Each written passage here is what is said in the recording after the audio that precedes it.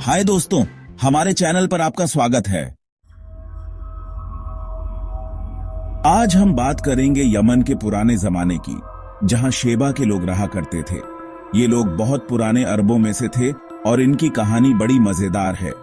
तो चलो शुरू करते हैं यमन की इस खास कहानी को बिल्कुल आसान हिंदी में।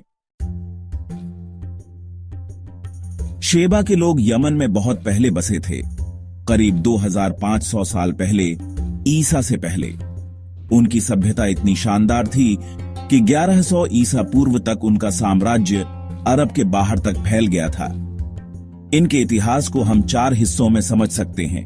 1, 650 ईसा पूर्व से पहले। इस समय शेबा के राजाओं को मकरीब शेबा बुलाया जाता था। उनकी राजधानी थी सरवाह, जो मारिब के पास थी।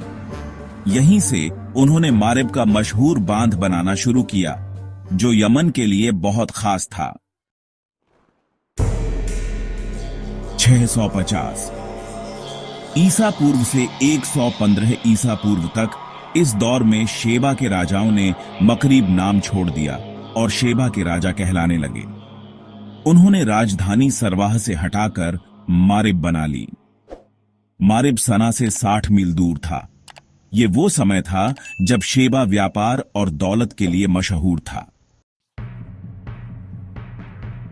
115 ईसा पूर्व से 300 ईस्वी तक इस समय हिम्यर नाम के कबीले ने शेबा पर कब्जा कर लिया।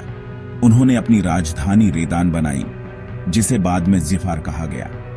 ये यरीम के पास एक पहाड़ पर थी। लेकिन अब शेबा का बुरा वक्त शुरू हो गया। व्यापार कम हो गया क्योंकि नबाती लोग उत्तरी हिजाज के मालिक बन गए। रोमन लोग समुद्री रास्तों पर छा गए। कबीले आपस में लड़ने लगे। इन सब ने शेबा को कमजोर कर दिया। 300 ईस्वी से इस्लाम आने तक यह समय बड़ा उथल पुथल वाला था। यमन के लोग बाहर वालों के गुलाम बन गए।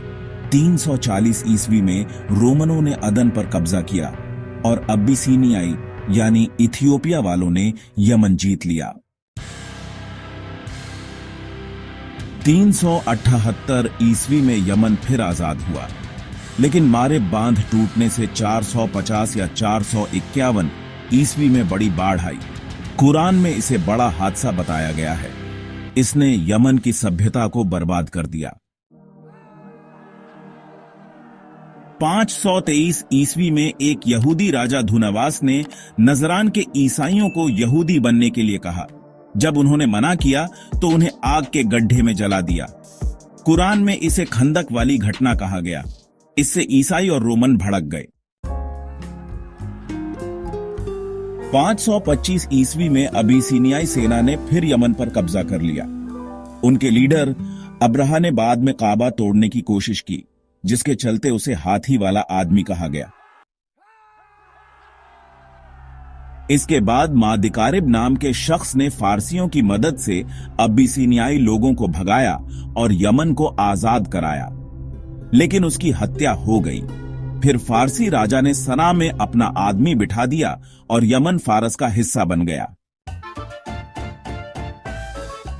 यह सिलसिला 638 ईस्वी तक चला, जब आखिरी फारसी शासक बदहन ने इस्लाम कबूल कर लिया और फारसी राज खत्म हो गया।